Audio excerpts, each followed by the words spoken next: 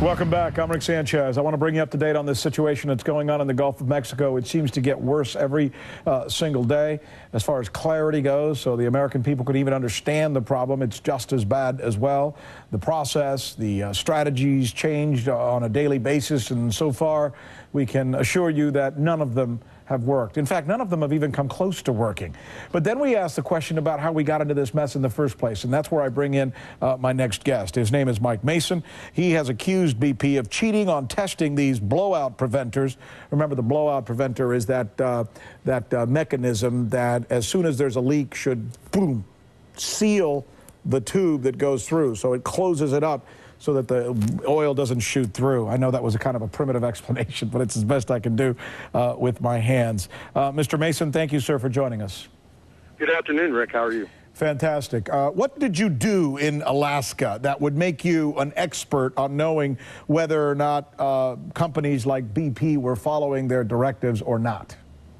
I worked in the oil industry on the drilling rigs for 27 years up here in Alaska and the North Slope and the Cook Inlet offshore. What do you accuse BP and other companies of not doing that they should have done with these blowout preventers? Well, as for state regulations, they're supposed to do an integrity test on the blowout preventers once a week, and they would have a state inspector witness the test at times, but there weren't enough inspectors, so probably about half the time they would waive the witness, and the oil company was left to do it for themselves. And they were supposed to pressure up to 5,000 psi on all the different valves, rams, and other components of the BOPs.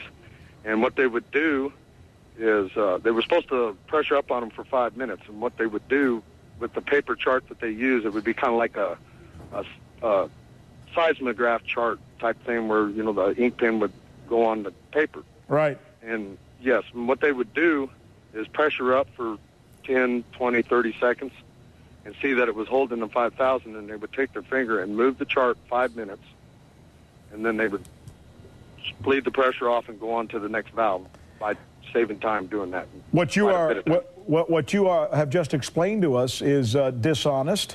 Essentially, it's what we would normally refer to as cheating. You're saying they cheated on the tests to make it look like their equipment, these blowout preventers, like the one that's caused this mess in the Gulf of Mexico, had integrity when in fact they didn't.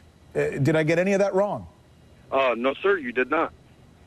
So did you ever bring this to the attention of anyone at the board that certifies these companies that work off the coast of Alaska? Yes, I did. I testified in a deposition on a different lawsuit, and it was brought to the attention of the AOGC and the state regulated commissions in Alaska, and they did do an investigation. And what came of that investigation? It was an internal investigation, and a neighbor's drilling manager admitted to falsifying the test and said that BP company reps and other company reps had witnessed this and okayed it, and that he was fired because he wouldn't turn any of them in or name names. How often would this happen? Would you say this was an isolated incident that you may have just witnessed because someone got lazy on 1 or 2 days? Or would you say that this was a consistent practice? Yes, it was a consistent practice. When the state witness was not there, they would do it on a normal basis. Well, let's suppose the state witness was there. Did you ever get a sense that the witness, which I imagine for the sake of clarity we can call a regulator, right? Did you ever feel like the regulators were kind of knowing this was going on and yet allowing it to happen? I've heard instances where, from somebody saying it that in the old days, one state regulator even allowed them to do that, but I can't confirm that. All right, now let's get to the bottom of the problem here, which is why would they feel that they could get away with something like that? Why would a company that makes, on average, something between $20 and $25 billion a year, why would they damage their reputation and their operation and their viability by cheating on these tests that are so important that could create this kind of disaster like we have in the Gulf of Mexico. Can you explain that to us, or at least give us some reference? Yes, I'd say it's a culture. It's time is money. And what they would do is they would do these tests, and they're supposed to last a certain amount of time. Well, of course, they don't when they cheat. So then they would change the books and go on and do other things to be ahead of, for the next drilling process. But when they do that, they're creating a situation where neither they nor we know whether that machine has integrity, whether it's going to work, if there is, in fact, a disaster like we've seen in the Gulf of Mexico. It's no different. I made, Mr. Mason, this analogy yesterday to my viewers. I don't like having to service my car. I don't like having to put in new valves and change all the liquids or whatever the hell the mechanics do to my car. But I know that I have to do it if I'm going to put my children in my car and make sure the brakes don't go out and that they're safe. I mean, this is just common sense responsibility.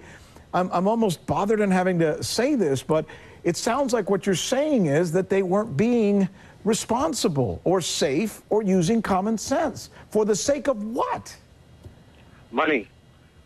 Time is money. Money. Go on. They also cut corners in other areas as far as maintenance. Spills, they hide spills at times, not major ones, but there's been many different incidents and different aspects of the drilling operation that they do this same thing. Wow. Is there, I know you have another interview to get to, and I want to let you go. My thanks to you, sir, for being courageous enough to go on the air and share this story with us. Have you gotten a lot of heat since you've been talking about this, being that you're criticizing one of the biggest corporations in the history of the world?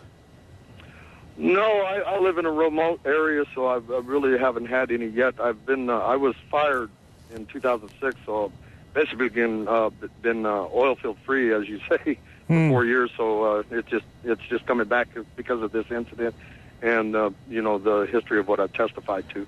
Well, are you, some people are going to be listening to you say that you were fired and say, oh, he's just a fellow who's upset at the company and he's going to do anything he can now to hurt them, to get back at them. How would you answer that charge?